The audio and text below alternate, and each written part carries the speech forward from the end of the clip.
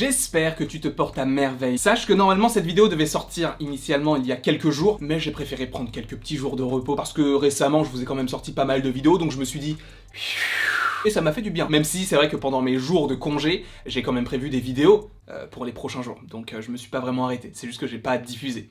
Et donc je me suis pas arrêté. C'est l'amour du risque, c'est la passion qui a parlé, donc je ne pouvais pas faire autrement. En tout cas, j'espère que tu te portes à merveille. Aujourd'hui, dans cette vidéo, nous allons reparler de The Falcon and the Winter Soldier. Oui, c'est vrai que la vidéo arrive peut-être un petit peu tard par rapport à la fin de la série, mais qu'est-ce que je m'en bats les couilles.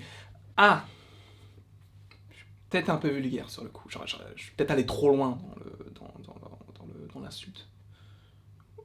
Excusez-moi. Bref, on va parler de The Falcon and the Winter Soldier. Là, on ne va pas parler de Captain America, on ne va pas parler de Bucky, ou du loup blanc, enfin, tout ce que tu veux. On va parler d'autres personnages qui étaient dans la série et qui peuvent avoir une incidence et une importance capitale pour les futures séries, voire films. Et vous allez voir que certains ont des destins qui sont liés, par rapport, notamment, à Armor Wars. Oui, on commence tout de suite. On en a déjà parlé, mais je vais d'autant plus rentrer dans les détails, notamment par rapport, évidemment, à Don Cheadle, qui interprète Rhodey, alias War Machine, mais également par rapport, possiblement, à l'agent Carter, en tout cas Sharon Carter alias Power Broker. Est-ce que c'est vraiment Power Broker? Est-ce qu'elle ne nous la fait pas à l'envers? C'est pas impossible. Enfin bref, on est vraiment à l'abri de rien par rapport à tout ça, mais je pense que la série The Falcon and the Winter Soldier a teasé Armor Wars, puisque cette scène post-générique n'a aucun sens. Enfin, c'est pas qu'elle n'a aucun sens, c'est cool, mais c'est une scène qu'on aurait pu voir au sein même de l'épisode, sans que ce soit une scène post-générique. Donc sachant qu'on a vraiment survolé tout ça, si on rentre dans les détails, ça correspond à quoi? On sait que Sharon va voler des armes, des prototypes, elle le dit elle-même, et elle va les vendre au plus offrant. C'est lié à Armor Wars. En tout cas, ça sent bon par rapport à Armor Wars. Armor Wars est également lié à Justin Hammer, donc est-ce qu'on pourrait revoir Justin Hammer, sachant qu'il n'est pas mort, mais en prison, lié à Iron Man 2, voire au court-métrage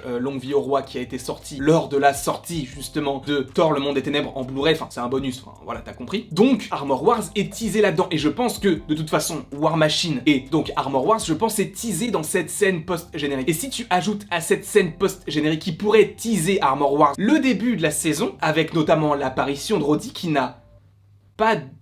C'est pas qu'elle n'a pas de sens, elle a du sens, puisque justement c'est un colonel, il est lié à l'armée, au gouvernement, aux accords de Sokovie s'ils sont toujours en vigueur, il a peut-être délaissé son armure de War Machine, vu qu'il n'apparaissait qu'en Rhodey, encore une fois, je pense qu'il est toujours War Machine, mais dans le doute on peut se poser la question, donc sachant qu'il est là, et que justement son apparition n'est pas hyper utile en soi, elle ne fait pas avancer l'intrigue, est-ce que c'était pas juste un petit teaser pour sa future série, pour te dire, ok, il va y avoir Armor Wars en 2022, 2023, possiblement plus en 2022, mais en 2022 il y aura Armor Wars, on te glisse un petit Rhodey, puisque d'ici là on ne sait pas si tu le reverras, donc on va te le glisser là et on va te donner un teasing en scène post-générique pour te dire là il y a Armor Wars qui arrive en plus de la scène avec Rhodey. Je pense que ce n'est pas impossible et je pense que de toute façon Rhodey on va le revoir dans Armor Wars puisque c'est annoncé, il est tout simplement le personnage principal de cette série, donc forcément qu'on va le revoir. En tout cas là on a Armor Wars qui est teasé avec Rhodey et possiblement avec Sharon, puisque Sharon va vendre au plus offrant tout ça. Donc Sharon on va la revoir possiblement dans Armor Wars en tant que Power Broker, ou à voir si elle officie pour Power Broker, ou à voir si elle est Power Broker et qu'elle travaille pour quelqu'un d'autre qui est au-dessus. C'est pas impossible non plus. Puisque c'est vrai qu'elle appelle quelqu'un en disant maintenant on va pouvoir vendre des trucs, comme si elle parlait en fait à son patron. Mais moi j'ai plus l'impression que justement elle parle à ses associés ou à ses sbires en fait. Pour qu'ils puissent vraiment passer de Madripoor, là où ils sont vraiment bien implantés, au gouvernement. Et ça peut être hyper cool, avec Sharon en tête d'affiche. C'est assez étrange, mais je pense que par rapport à Sharon, par rapport à son histoire, de sa cavale, etc., on reverra ça dans Armor Wars, je pense, si jamais elle est dans la série. Donc Armor Wars,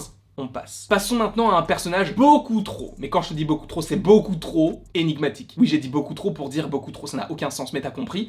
Énigmatique, pourquoi? Parce que je vais te parler de la comtesse Valentina Allegra des Fontaines. Et ce personnage est initialement, vous le savez, on en a beaucoup parlé, lié à Black Widow, sauf que Black Widow sort le 7 juillet, donc pas encore vu ce personnage, et donc quand il est apparu dans l'épisode 5 de The Falcon and the Winter Soldier, on aurait dû se dire, ah bah elle était dans Black Widow, sauf qu'on n'a pas encore vu le film, donc on n'a pas pu se le dire, donc elle devrait apparaître également dans Black Widow. On sait qu'elle est entre guillemets aux commandes d'une nouvelle équipe qu'elle veut fonder, possiblement les Dark Avengers, les Thunderbolts, ce que tu veux, mais en tout cas elle est liée à tout ça. Mais dans quoi d'autre est-ce que tu pourrais la revoir? J'en avais déjà parlé dans une autre vidéo, mais je pense qu'elle peut être liée, par exemple, à la série She-Hulk, puisque si elle veut monter son équipe en prenant des anti-héros, entre guillemets, elle peut aller chercher l'abomination en se disant, bon, Hulk, c'était une menace, maintenant c'est Prof Hulk, donc c'est Bruce Banner et Hulk mélangés. Cependant, Emile Blonsky, qui est à l'intérieur de l'abomination, c'est un très bon soldat et j'en ai besoin pour une équipe. Sachant qu'on a fait la chose pour Bruce Banner, on peut le faire pour l'abomination. Donc combiner l'abomination et Emile Blonsky pour qu'il fasse partie de mon équipe. Pourquoi pas? Et donc sachant que She-Hulk est une avocate et que la série sera sera une comédie judiciaire, là, ça sent bon. Encore une fois, je vais trop loin et peut-être qu'on ne verra pas du tout le personnage à ce moment-là, mais imagine la chose, ça peut être génial d'avoir l'apparition et la création des Thunderbolts au fur et à mesure. Ensuite, ce personnage de la comtesse, en fait, je pense qu'elle est beaucoup plus liée à des programmes beaucoup plus terre à terre. Donc pas forcément de Spider-Man 3, pas forcément de Doctor Strange 2 ni de Thor 4, vraiment des choses qui sont liées à la Terre. Donc j'imagine vraiment beaucoup plus She-Hulk, Black Widow évidemment, et donc des programmes dans lesquels les Thunderbolts pourraient être introduits. Et justement, possiblement une finalité dans une série qui pourrait arriver en 2023, qui pourrait s'appeler les Thunderbolts ou un autre nom, Dark Avengers, enfin, même si Dark Avengers c'est pas forcément quelque chose qui te donne envie, tu vois ce que je veux dire? C'est comme si t'avais un cookie au caca. Alors oui, le cookie c'est bon, mais le caca,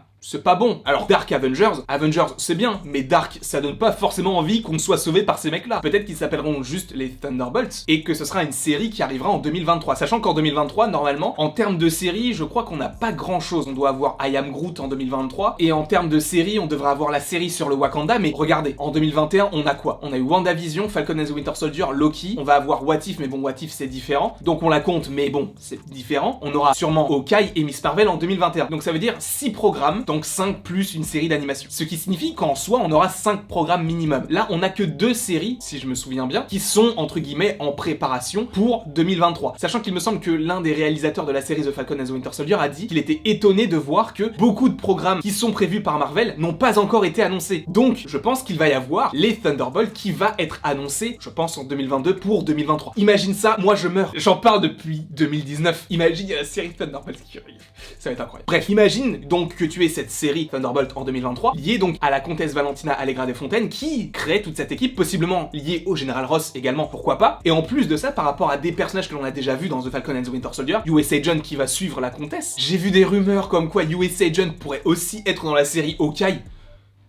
J'ai pas compris. Pourquoi pas, hein, mais j'ai pas compris. Donc tu pourras avoir ce personnage, tu pourras également avoir Zemo dans cette série des Thunderbolts. Imagine ça. Je pense déjà que Zemo et US Agent, eux, vont être dans la même équipe. Je pense que Zemo, on va le revoir en tant que gentil ou en tant que anti-héros, entre guillemets. Et pareil pour US Agent. Donc sachant que l'équipe que compte créer la comtesse semble se diriger vers cette idée-là, à mon avis, ça sent bon. Et en plus de ça, imaginons, là on est vraiment dans la spéculation puisque rien n'a été affirmé et comme je vous l'ai dit, on s'est basé sur les dires d'un réalisateur de The Falcon and the Winter Soldier, comme quoi tous les programmes qui ont été annoncés ne sont pas les seuls qui vont arriver. Donc ça veut dire qu'on va avoir énormément de surprises et je pense qu'ils attendent certains programmes avant de teaser d'autres choses puisque sinon cela peut spoiler les programmes que l'on n'a pas encore vus. Imagine donc il y a une série Thunderbolts en 2023. Qu'est-ce qui devrait aussi arriver en 2023? Captain America 4, qui je pense s'appellera Captain America et le Loup Blanc. Je pense que ça va être ça. Je n'en suis pas sûr. Donc imaginons que cette série des Thunderbolts puisse teaser la véritable équipe qui va se former à la fin de la série pour être entre guillemets des antagonistes ou possiblement des gens qui vont aider Captain America et le Loup Blanc face à un ennemi commun. Ce serait moi, c'est tout ce que je veux. Encore une fois, à chaque fois que je parle d'un truc, c'est ce que j'attends le plus. Là, ce que j'attends le plus, c'est Armor Wars. Et donc ça, c'était surtout par rapport à la comtesse. Comme je vous l'ai dit, US Agent pourrait être dans Hawkeye. J'y crois pas, mais j'ai lu ça. Je préfère pas trop en parler. Pour Zemo, imaginons, sachant qu'il est pas mal lié au Wakanda, notamment dans The Falcon and the Winter Soldier, pourquoi ne pas juste l'évoquer dans le film le Black Panther Wakanda Forever? Ce serait très cool. Pour l'avenir de ces différents persos, ça sent bon. Même si ça sent peut-être un peu moins bon pour War Machine et pour Power Broker, parce que je pense que la finalité de Power Broker sera dans Armor Wars. Donc, à mon avis, Sharon Carter, on la reverra pas, enfin ça me semble un peu illogique, sauf si au final il la gracie encore une fois pour dire bah là on te prend dans les Thunderbolts, et là ça peut être cool, puisqu'elle sera obligée d'agir pour le gouvernement, mais cette fois-ci pour être dans le même sens que le gouvernement, et là ça peut être cool, ça peut être une belle évolution pour le perso. Par contre pour War Machine, ouais peut-être le voir aussi dans Iron Heart, puisque Iron Heart est beaucoup lié à un mentor qui serait Tony Stark, mais là possiblement, sachant qu'il est toujours en vie, War Machine pourrait être le mentor d'Iron Heart. Iron Heart qui pourrait être lié au fait que Riri Williams ait elle-même téléchargé ou acheté justement les plans, les prototypes que vendait Sharon Carter dans la série Armor Wars, et tout peut être lié, ça peut être génial. En tout cas, on va trop loin mais ça peut être juste trop cool, donc j'espère que vous avez apprécié cette vidéo. N'hésitez surtout pas à l'aimer, à la partager, à la commenter et à vous abonner. Cela me ferait extrêmement plaisir et après toute cette longue vidéo, il ne me reste plus qu'à vous dire à la prochaine pour la prochaine.